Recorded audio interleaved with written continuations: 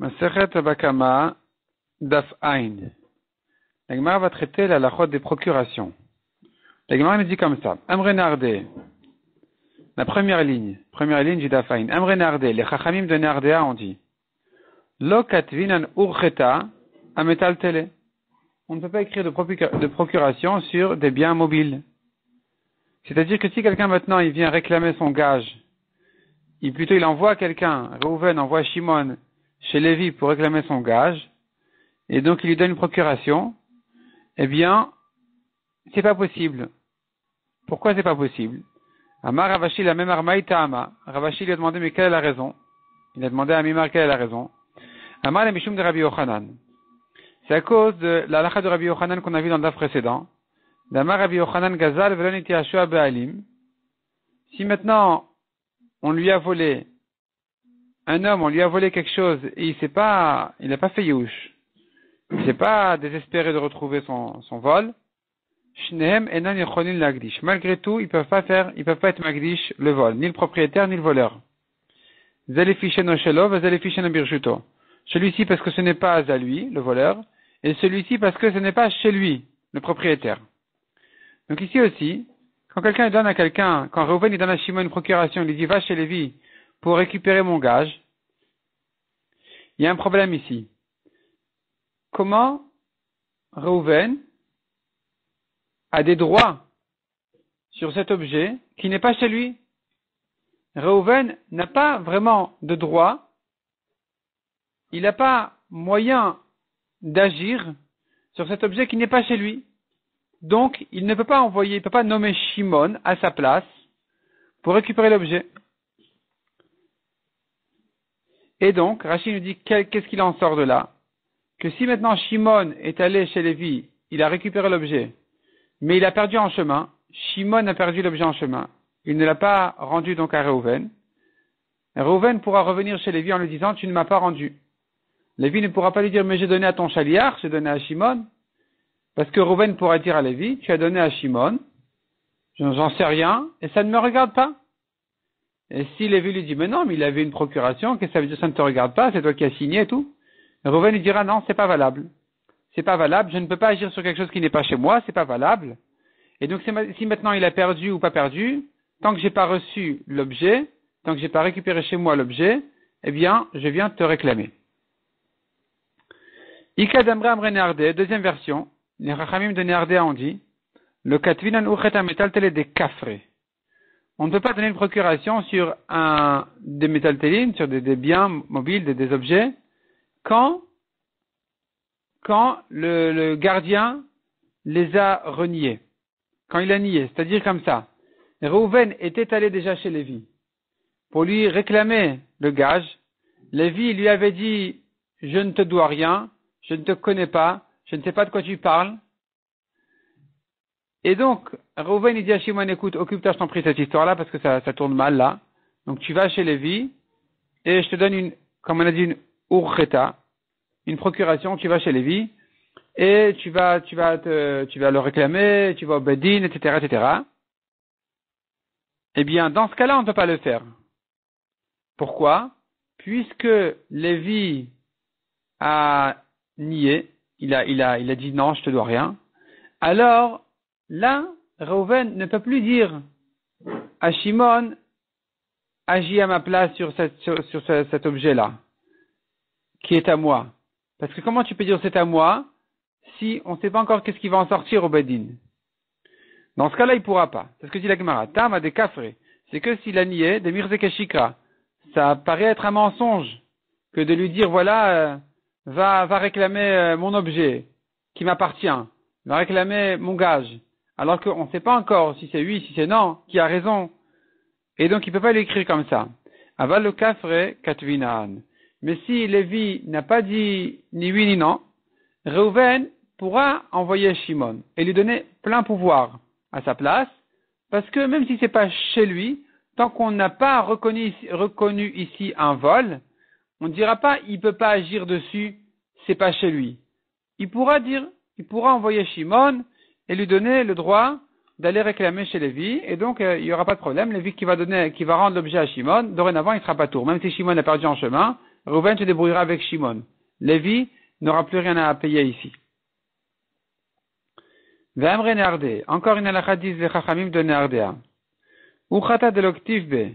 Si dans la procuration c'est pas écrit Zil dun uzche ve'afik le nafsher, que Reuven dit à Shimon, écoute, va au Bedin pour te faire juger contre Lévi.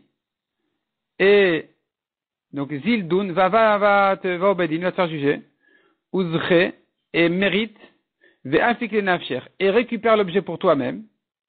Si c'est pas écrit comme ça, let bemachacha, ça vaut rien. La procuration ne vaut rien. Maïtama, pourquoi? Mishum de Amar le'aer, parce que Lévi pourra toujours dire à Shimon, tu viens au nom de Reuven, de quoi tu te mêles? Lav bal dvarim lidiat.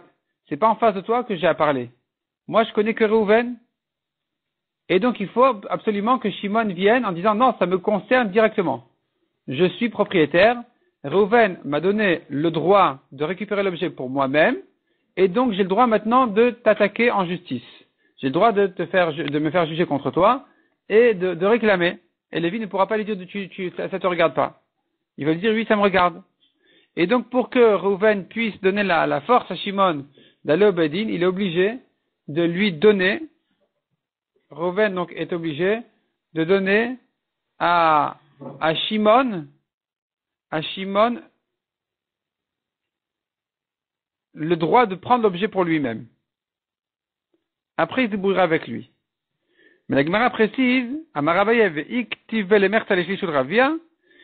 s'il lui a dit, écoute, Reuven a écrit à Shimon, tu prendras la moitié, ou tu prendras un tiers ou un quart pour toi-même, c'est suffisant pour que Shimon aille au Bedin contre Lévi.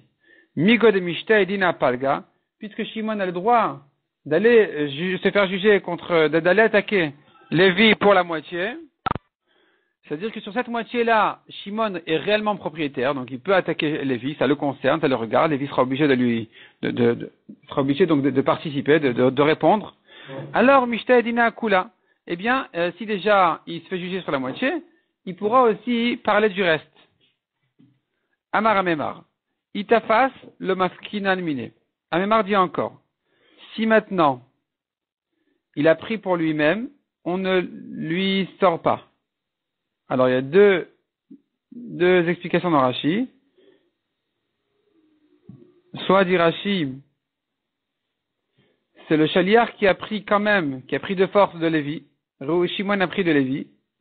Alors, on ne le sort pas de chez lui. C'est-à-dire, si Shimon a pris, on ne va pas lui prendre. Ou bien dit Rashi, si Shimon a pris pour lui-même ce que Lévi lui a rendu, Lévi a rendu l'objet de Reuven à Shimon, et Shimon l'a gardé pour lui-même, on ne peut pas le lui prendre. Pourquoi? Parce que, comme on a dit, il a les droits sur l'objet lui-même. Reuven, donc, lui donne des droits sur l'objet lui-même, donc il peut le prendre pour lui-même. C'est ce que dit la Gemara, il t'afface le maskin almine. S'il l'a pris, on ne peut pas le lui prendre. Ravashi Amar, Kevan de Katvele, Ravashi dit non. Kevan de Katvele, puisqu'il lui écrit, Kol demit ane min dina, tous les frais de la justice, du jugement ici, que bilitalai, Reuven, il promet à Shimon de se charger de tous les frais de ce din Torah, alors, Shaliach Shavier, il n'est qu'un Shaliach Shimon. Il n'est pas associé, il n'est pas propriétaire. S'il a gardé pour lui-même, on le lui reprend.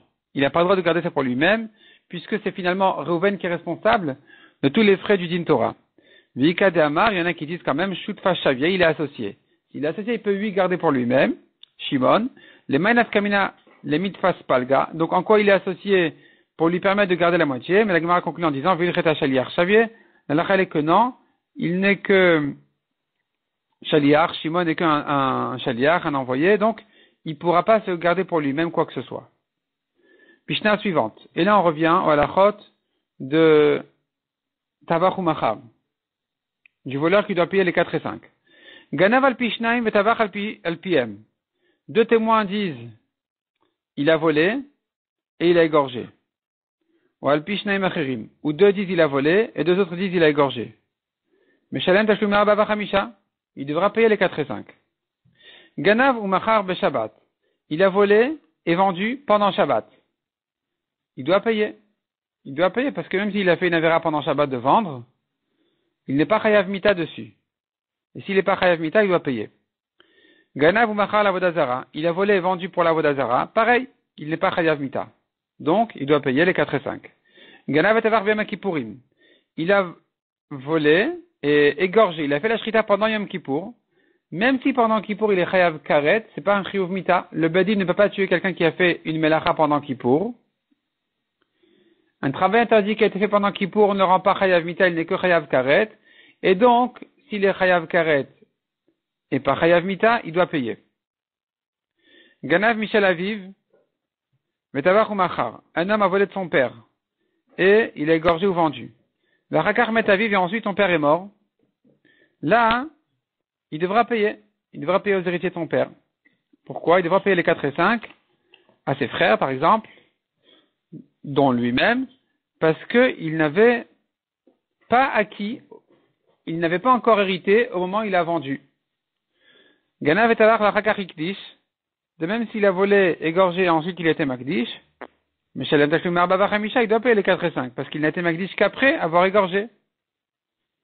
Ganav et Talar l'Irfoua ou les Klavim, s'il a volé, il a égorgé non pas pour manger, mais pour en faire des petits médicaments, ou bien pour donner aux chiens à manger. Est-ce que c'est une shrita? Est-ce qu'on appelle ça une shrita normale? Réponse oui, il est chayav des 4 et 5, parce que il pourrait quand même en manger s'il veut. Ashochat benimtzat trefa, ou bien s'il a fait la shrita, il s'avère qu'il avait un problème dans ses organes et qu'il était taref, alors de même il sera chayav quand même des 4 et 5, parce que ça s'appelle quand même une shrita. Ashochat chulin ba'azara, ou de même celui qui a fait la shrita dans la Hazara au Beth Amikdash alors que ce n'est pas un korban, ce qui est interdit, malgré tout, puisque c'est une shrita, alors Meshalem Tashlum Arba Vachamisha, il doit payer les 4 et 5. Rabbi Shimon Poter Bishnelu. Rabbi Shimon il dit dans les deux derniers cas il est pas tour, c'est-à-dire si c'était taref, il s'avère que ce n'est pas une shrita, si il a fait la shrita dans la Hazara, puisque la bête est interdite, la viande est interdite, alors à nouveau, il sera donc patour des 4 et 5. Lema matnitin de l'ok Rabbi Akiva. La Gemara dit, notre Mishnah, apparemment, n'est pas comme Rabbi Akiva. Dit Rabbi Akiva Amar. Parce que, selon Rabbi Akiva, on aura un problème sur la Mishnah. Rabbi Akiva a dit, davar velochati davar. Il faut que les témoins témoignent sur une chose et pas sur une demi-chose. Et donc ici, c'est pas possible que deux disent il a volé, deux disent il a vendu. Il faut que les mêmes qui ont dit il a volé, ils disent il a vendu. Ils ne peuvent pas témoigner sur la moitié. Selon Rabbi Akiva, ça ne marchera pas, il ne sera pas chayav des 4 et 5 dans ce cas-là. Détail, Yama Rabbi aussi. Que chez Allah, Abba Khalafta est Rabbi Yochanan ben Nouri il mot Torah. Rabbi aussi a dit, quand mon père Khalafta est allé chez Rabbi Yochanan ben Nouri pour étudier la Torah. V'amrela, il y en a qui disent, dans l'autre sens, Rabbi Yochanan ben Nouri était là-bas Khalafta, que c'est plutôt Rabbi Yochanan ben Nouri qui est allé chez mon père Khalafta, mon père de Rabbi aussi. À Marlo, il lui a dit, il lui a posé la question. On tourne la page. Arei shachla shana rishona bifne shnaim. Voici que deux témoins. Alors ici, il faut introduire ici, il est à la chode de la Baba Batra.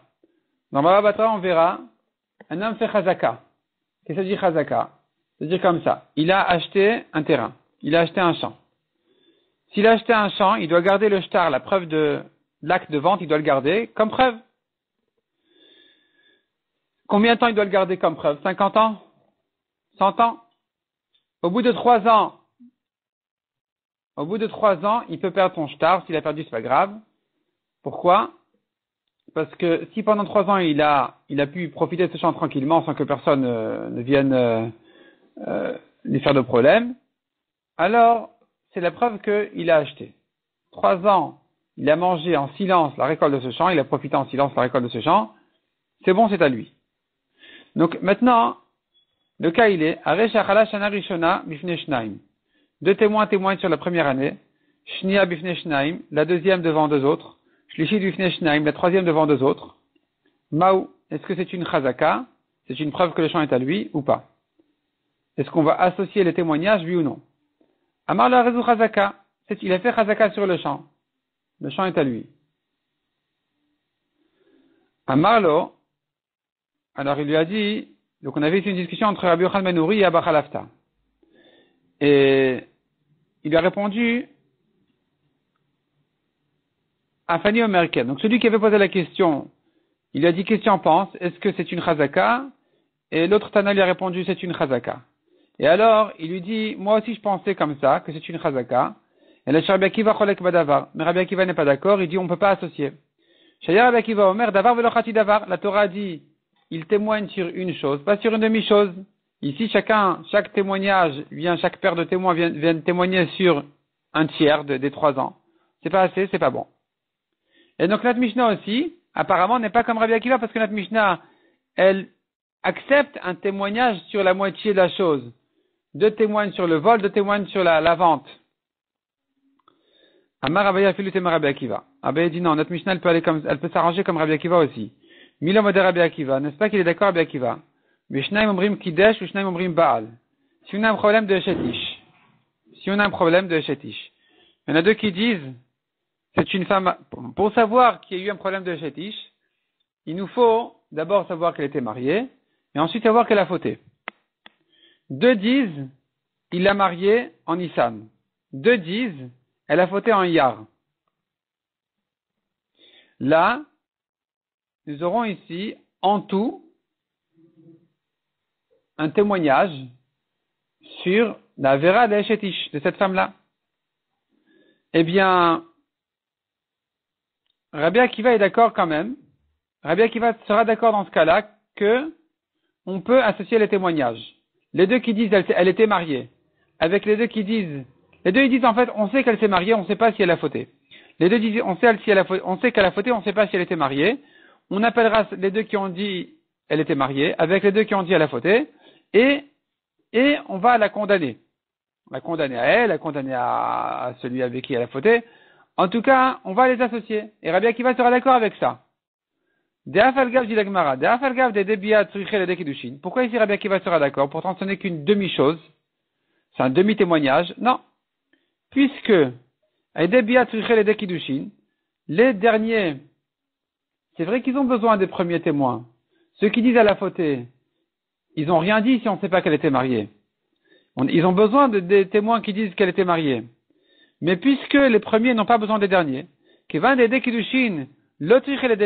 qui disent on témoigne qu'elle s'est mariée, c'est un témoignage complet.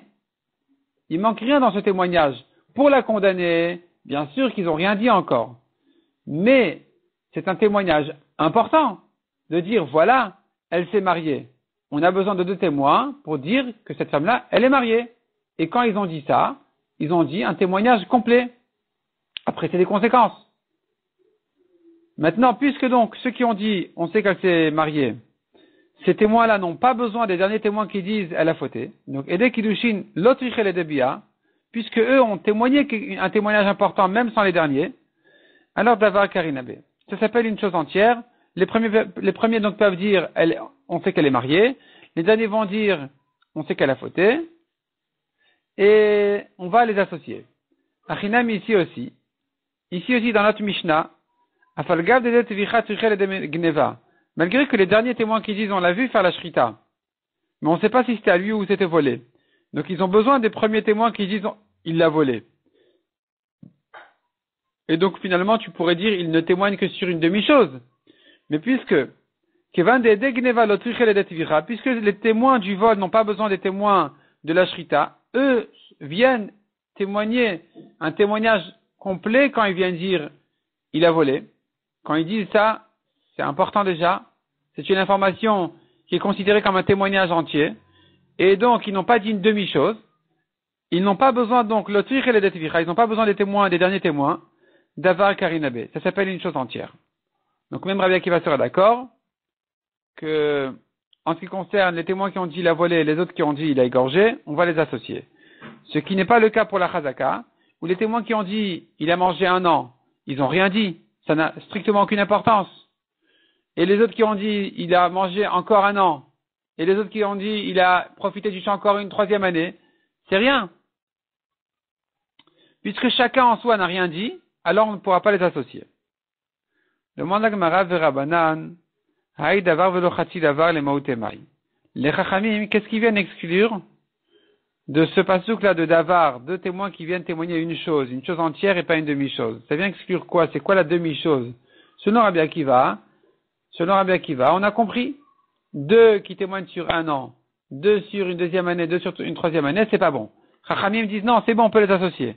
Alors dans quel cas on ne va pas les associer? Les meute, echad omer echad begaba, mais echad omer echad vikresa. C'est-à-dire comme ça. Il nous faut un témoignage sur une fille qu'elle est adulte. Elle a fauté, on ne sait pas si elle est adulte ou enfant. Adulte, minatora, c'est que si elle a amené les simanim, il faut qu'elle ait amené des poils. Il faut qu'elle ait des poils déjà qui ont poussé. Si maintenant deux témoins disent, non, pas, donc en principe, il nous faut deux témoins qui ont vu qu'elle est adulte, qui ont vu qu'elle a les simanim, qu'elle est adulte. Si maintenant il y a un témoin qui dit, voilà, j'ai vu un poil, begaba, sur son dos, Rachid dit, c'est sur le dos de ses doigts. Et un témoin, il dit, j'ai vu sur son ventre. Alors, Chachamim diront, on ne peut pas les associer. Parce que celui qui a dit un poil ici n'a rien dit, celui qui a dit un poil là-bas n'a rien dit.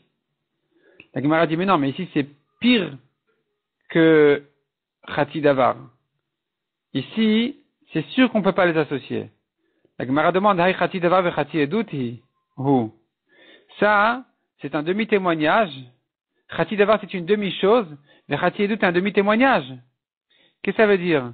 Ça veut dire que, même si on avait eu deux qui témoignent sur un poil, ils n'ont dit que la moitié de la chose. Quand il y en a un qui témoigne sur un poil, alors ni tu as deux témoins, ni tu as un témoignage.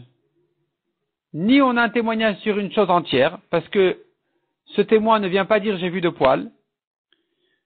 Et donc finalement il témoigne que sur la moitié de la chose, que sur un poil, ni même on a deux témoins sur cette demi-chose. Donc ici c'est sûr qu'on ne pourra pas les associer. Le chidouche sera mieux que ça encore.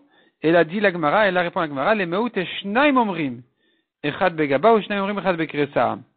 Même s'il y a deux témoins qui témoignent sur un poil ici, deux autres qui témoignent sur un poil là-bas, on ne pourra pas les associer. Sur ça, les chachamim seront d'accord que ce n'est que khati davar, c'est une demi-chose. Parce qu'en disant un poil, c'est zéro. Et les autres qui disent un poil, c'est aussi zéro. Dans ce cas-là, on ne pourra pas les associer.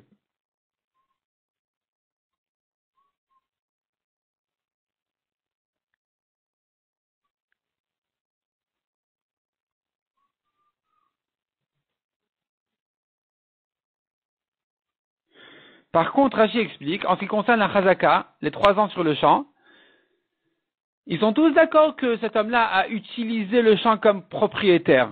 Ceux qui disent, voilà, il était là pendant 1 an, comme un propriétaire, il a mangé toute la récolte, il a profité, il a vendu, il a récolté tout ça. Ils disent, voilà, il s'est comporté comme propriétaire pendant 1 an. C'est pas qu'on n'a pas vu qu'il est pendant 1 an qu'il était propriétaire. Et les deux autres qui témoignent sur la deuxième année, eux aussi, ils ajoutent une année de plus.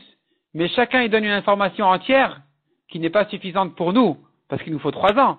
Mais il vient nous apprendre une information importante. Voilà, pendant 1 an, il s'est comporté comme propriétaire. Par contre, ici, quand deux témoins disent on a vu un poil, c'est comme s'ils disent on n'a pas vu qu'elle était adulte. Et les deux autres qui disent oui, mais on a vu un poil, c'est comme si eux aussi disent oui, mais nous, on n'a pas vu non plus qu'elle était adulte. Donc, c'est rien du tout. C'est ce que dit la Gemara.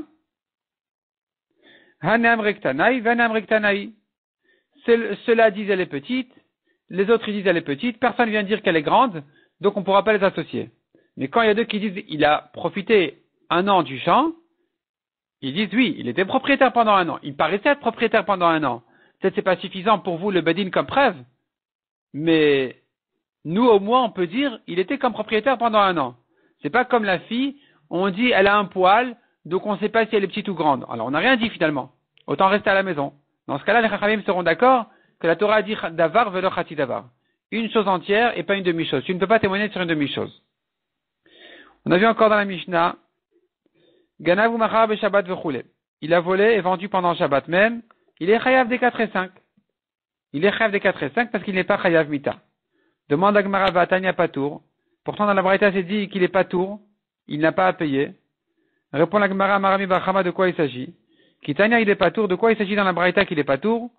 D'Omer la Kotena Mitenati. Vetikne lignevoter. C'est-à-dire que l'acheteur dit au voleur, on reprend, il y a le propriétaire, il y a le voleur, et maintenant il le vend. Il le vend en plein Shabbat.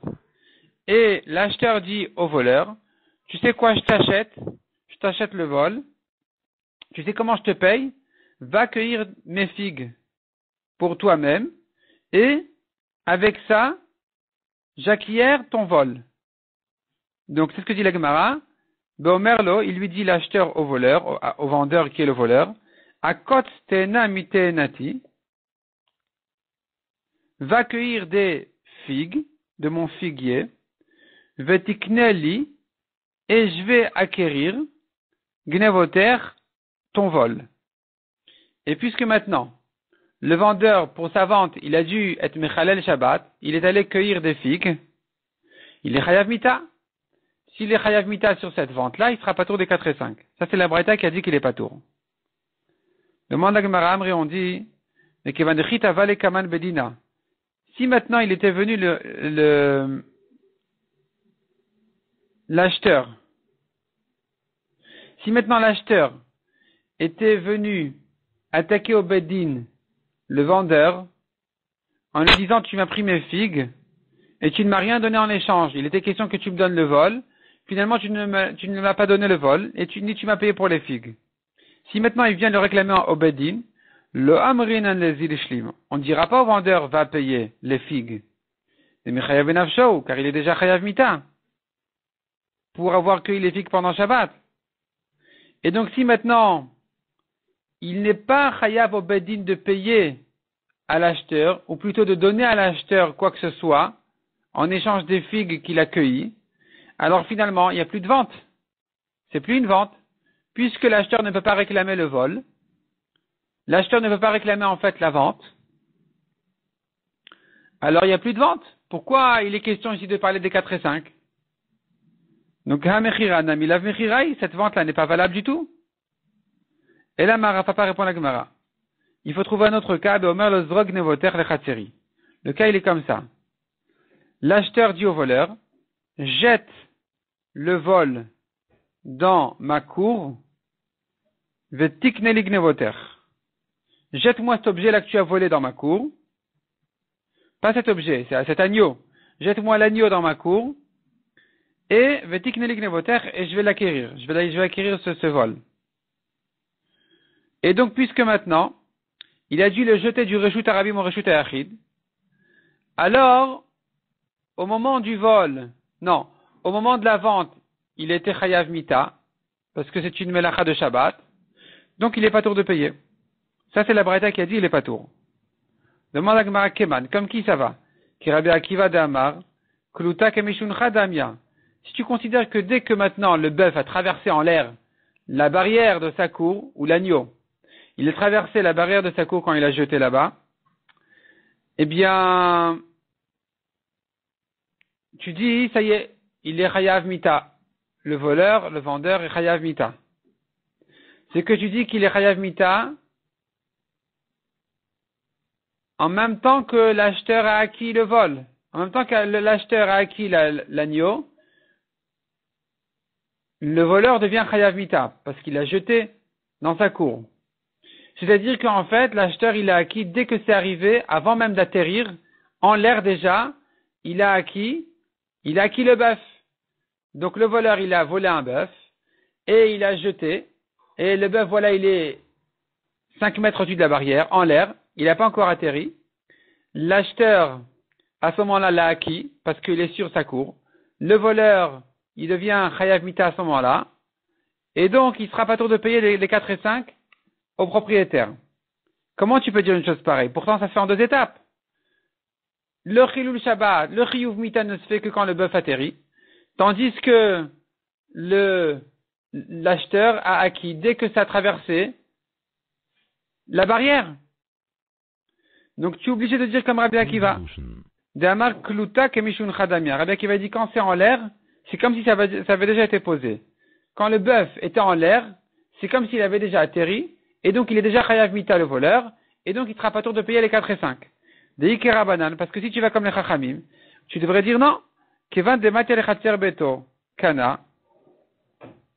dès que c'est arrivé sur sa cour, l'acheteur a acquis, même quand c'est encore en l'air, les Inyan Shabbat le Michayev, Adematialeara, tandis qu'en ce qui concerne le Chiyuv de Shabbat, il n'est Chayav que quand ça a atterri, c'est arrivé au sol. Et donc, selon les Chachamim, ça marche pas ton système de dire que la Braïta qui dit qu'il est patour, c'est quand il a volé, c'est quand le voleur il a jeté sur sa cour. Il devrait pas être patour s'il a jeté sur sa cour, tant que ça n'a pas atterri. Répond la Gemara, Beomer lo tikne lignevotech hachetikne hachetanoir. Il s'agit qu'il lui dit comme ça. Je ne vais acquérir l'agneau que quand il se posera. Donc la Gemara répond ici en fait, on peut aller même comme les Chachamim. Beomer lo tikne lignevotech hachetanoir. Il lui dit comme ça. Je n'ai l'intention d'acquérir l'agneau que quand il se pose sur le sol. Et donc là, les deux choses se font en même temps. La vente n'a lieu que quand il est arrivé à terre. Et à ce moment-là, il est chayav aussi sur Shabbat. Donc, puisqu'il est chayav mita, il sera patour sur les 4 et 5. Rava Amar. Le lam qui est Rami Bar Chama. Rava dit non, on peut revenir à Rami Bar Chama. La première réponse avec le figuier. Il accueille des figues. Et on dira que c'est une vente. La vente est considérée comme une vente, mais il sera patour parce que il a dû être mechalel Shabbat pour cette vente-là. Et donc, il est chayav mita déjà. Et on avait demandé là-dessus, mais de toute façon, l'acheteur ne pourra pas le réclamer. Il pourra pas attaquer le vendeur.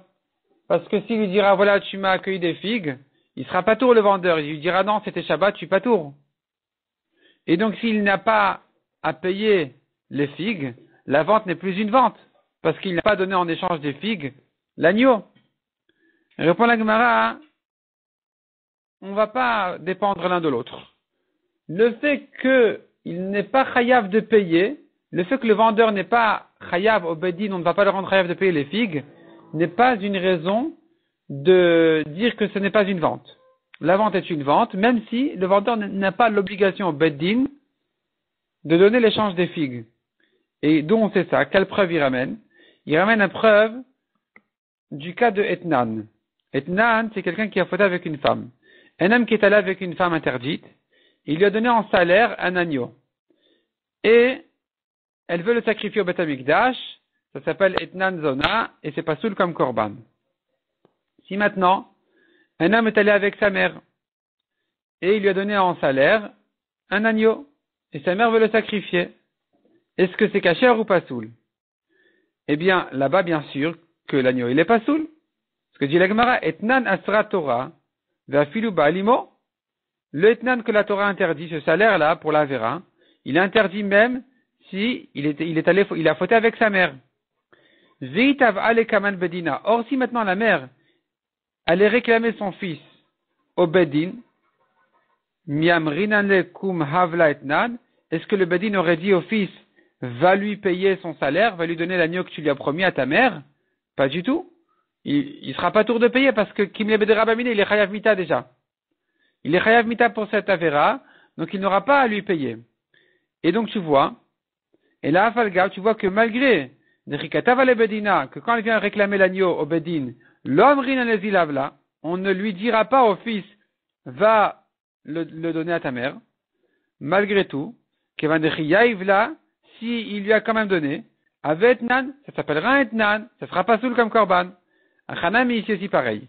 Afalgav de l'Inyan Tashlumin, malgré qu'en ce qui concerne l'obligation de payer au Bedin, Itava Bedin Kaman, si l'acheteur allait réclamer, le vendeur, il serait venu lui dire, paye-moi les figues, lo amrina les ilishlim.